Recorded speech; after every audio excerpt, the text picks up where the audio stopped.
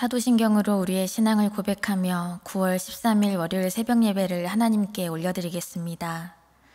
전능하사 천지를 만드신 하나님 아버지를 내가 믿사오며 그 외아들 우리 주 예수 그리스도를 믿사오니 이는 성령으로 잉태하사 동정녀 마리아에게 나시고 본디오 빌라도에게 고난을 받으사 십자가에 못 박혀 죽으시고 장사한 지 사흘 만에 죽은 자 가운데서 다시 살아나시며 하늘에 오르사 전능하신 하나님 우편에 앉아 계시다가 저리로서 산자와 죽은 자를 심판하러 오시리라. 성령을 믿사오며 거룩한 공회와 성도가 서로 교통하는 것과 죄를 사하여 주시는 것과 몸이 다시 사는 것과 영원히 사는 것을 믿사옵나이다. 아멘.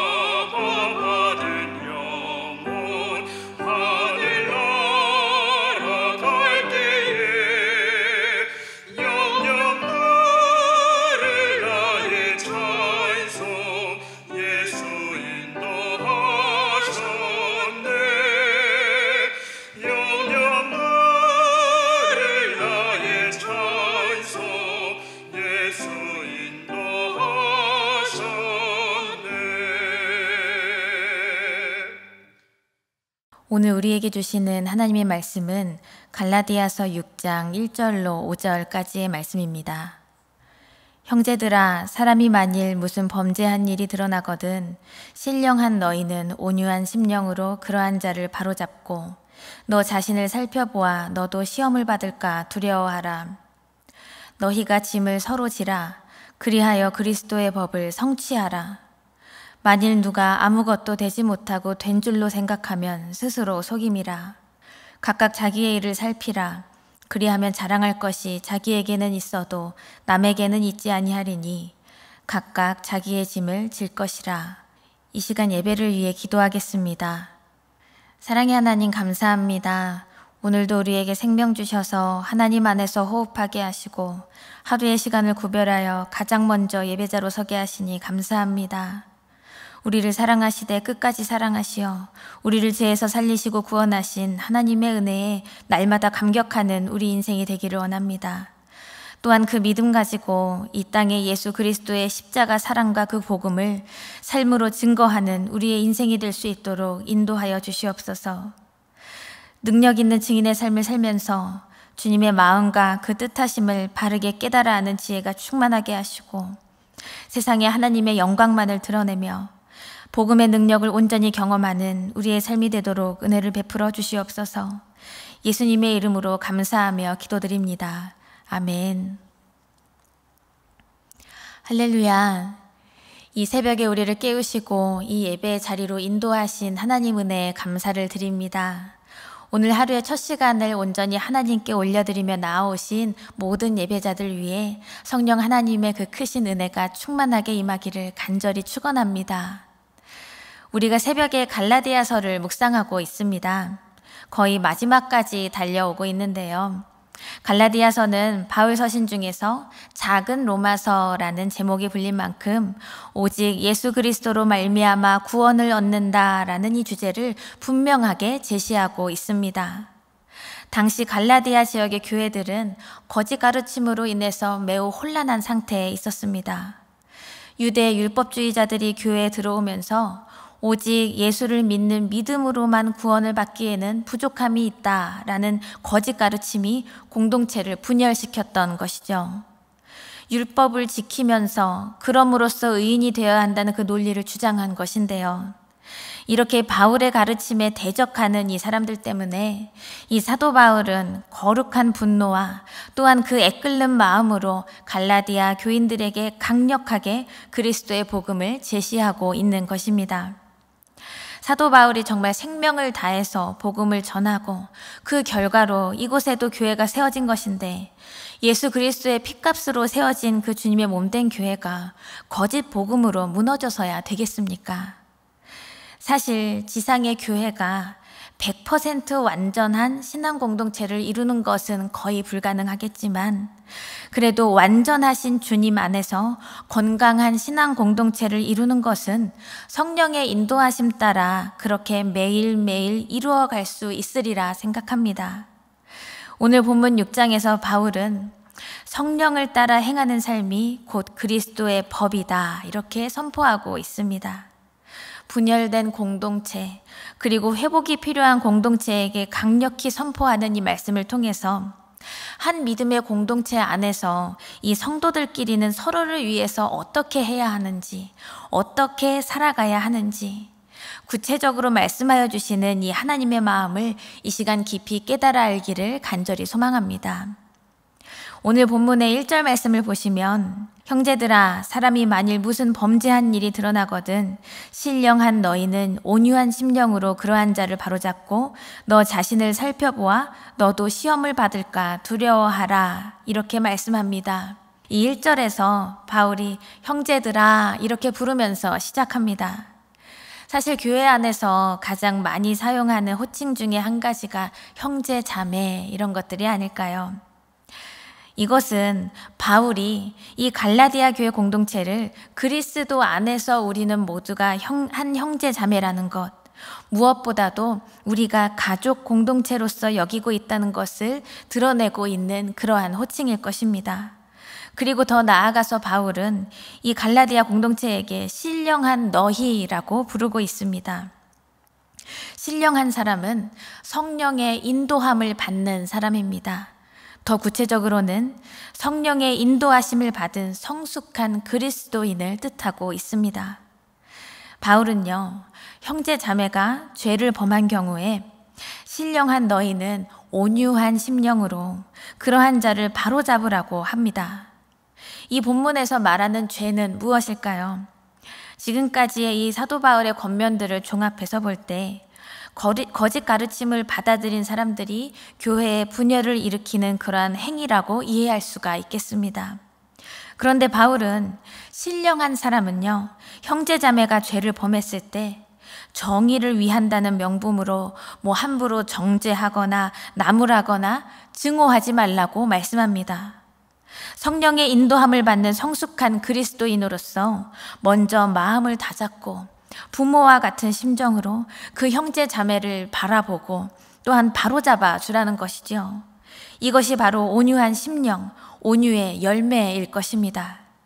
그리고 이어서 말씀합니다. 너도 시험을 받을까 두려워하라. 범죄한 저 지체를 바로잡아주는 것만으로는 부족하다는 것입니다. 그 다음에 확실하게 또 한 가지 이루어져야 할 것은 나 자신을 깊이 살펴보라는 말씀입니다. 그 지체들이 넘어진 것을 타산지석으로 삼아서 교만하지 말고 만일 내가 그 상황에서 무조건 죄에 넘어지지 않았을 것인가? 나조차도 이렇게 연약한 존재인데 이렇게 나의 연약함에 대해서 솔직하게 대면해야 한다는 것이죠. 이것이 성숙한 그리스도인의 모습입니다. 간절히 바라기는 우리 한사랑교회 공동체도 때때로 형제자매의 연약함과 넘어지는 그런 모습을 바라보면서 그들을 무조건 정죄하면서 꺾어버리려고 하는 것보다 그 지체를 회복시키는 데 목적을 두고 함께 나아갈 수 있기를 간절히 원합니다. 세상의 방법은 여러 가지 가치와 모든 판단 속에서 죄의 경중을 따지면서 죄값을 매깁니다. 그러나 우리 그리스도인들, 우리 성도들은요, 먼저 성령 하나님께 이끌려서 주님의 마음으로 지체들을 바라보고 중보해야 하는 줄 믿습니다.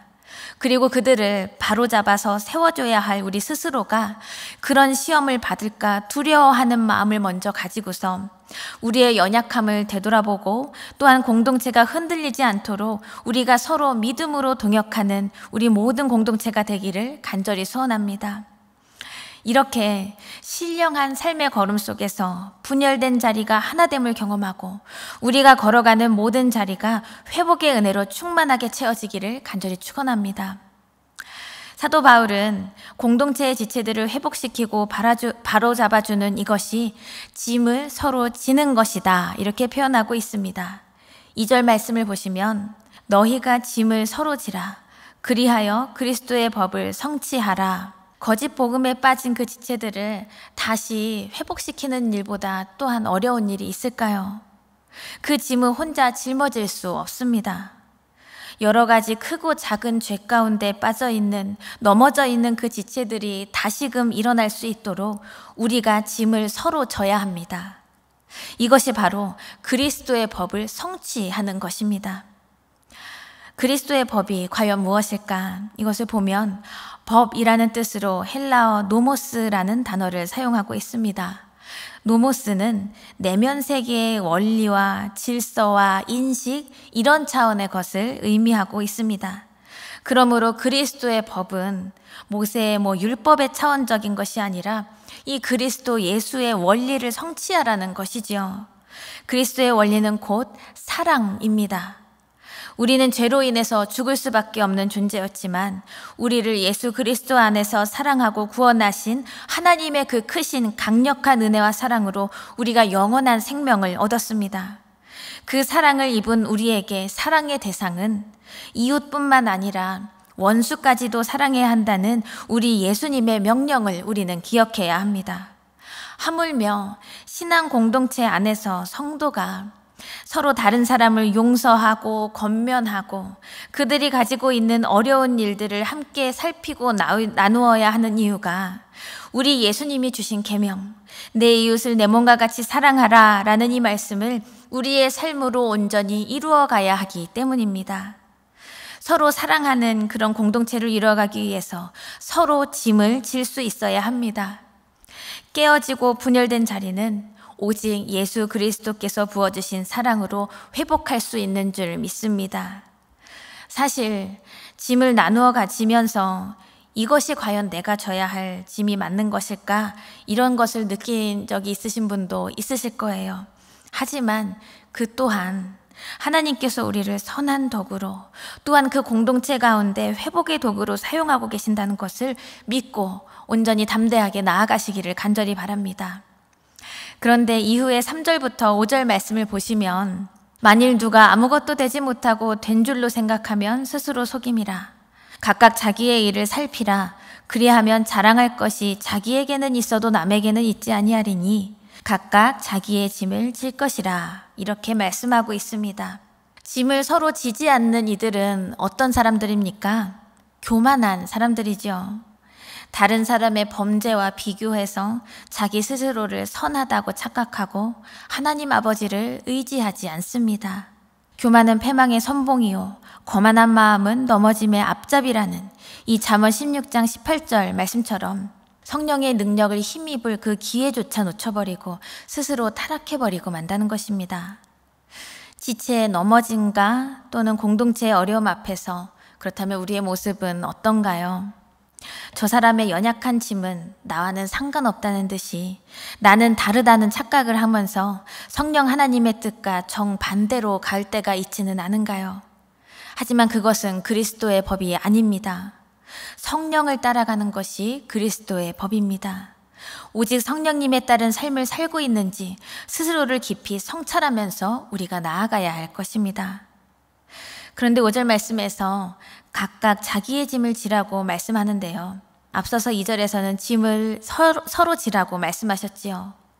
그런데 2절에서의 짐은 원문에서 이 5절에서 사용된 짐과 다른 단어가 사용되었는데요. 2절에서는 무거운 짐이라는 의미가 있고 5절 말씀에서의 짐은 군인들이 행군할 때 지는 그러한 짐을 의미하고 있습니다. 그것은 바로 마땅히 내가 스스로 책임져야 하는 짐을 의미하고 있는 것입니다. 각자가 스스로의 행실을 하나님 앞에서 깊이 살펴보아야 할 책임이 우리에게 있다는 것입니다. 그리고 믿음에 충실해야 한다는 그 책임이 우리에게 있다는 것을 기억하기 원합니다. 또한 받은 은혜에 합당하게 살아가야 하는 책임이 우리에게 있음을 기억하며 나아가십시오. 그리고 신실하게 진실하게 하나님 앞에 그리고 세상 앞에 서야 할 책임을 잊지 말아야 할 것입니다.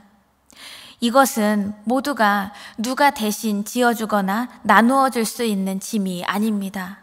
우리가 살아가는 이 시대의 가치에만 휩쓸리지 않고 성령의 인도함을 받아서 성숙한 그리스도인으로서의 책임을 온전히 감당할 수 있는 우리의 인생이 될 수 있기를 간절히 소망합니다. 사도 바울은 이렇게 교회 공동체가, 이 신앙 공동체가 함께 져야 할 짐, 그리고 개개인의 삶 속에서 형편에 따라 져야 할 짐들이 있음을 말씀하고 있는데요. 그리스도인의 이 믿음의 공동체 안에서 각각의 삶에서 책임져야 할 믿음의 분량이 다 있기 때문에 그것을 성실히 이루어가자는 그의 말씀을 우리가 기억하기를 원합니다. 사실 예수 그리스도를 믿고 구원의 길을 따라가더라도 육체의 일을 온전히 끊어내기가 얼마나 어려운지요. 그렇기 때문에 짐을 서로 지라고 말씀하고 있는 것입니다. 우리 예수님을 믿고 신앙생활을 한다는 것은 서로의 짐을 지는 동시에 자기의 짐을 지고 예수 그리스도를 향해 나아가는 것입니다. 그러니까 내가 혼자 높이 서서 율법주의자처럼 의를 행하자는 것이 아니라는 것, 이것을 우리가 기억하기 원합니다. 간절히 바라기는 성령님의 그 인도하심을 따라 온유한 심령으로 공동체의 그 아픔의 자리를 회복과 연합의 자리로 변화시키는 그 능력이 여러분과 저의 삶에서 충만하게 넘쳐나기를 간절히 소망합니다. 그래서 서로의 짐을 기쁨으로 나누어지고 그리스도의 법을 따르는 성숙한 그리스도의 삶을 따라가는 우리 모두의 인생이 되기를 간절히 축원합니다. 다 함께 주기도문 하시며 오늘의 예배를 마치겠습니다.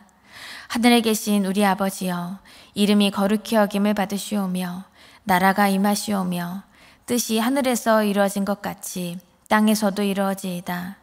오늘 우리에게 일용할 양식을 주시옵고 우리가 우리에게 죄 지은 자를 사하여 준 것 같이 우리 죄를 사하여 주시옵고 우리를 시험에 들게 하지 마시옵고 다만 악에서 구하시옵소서.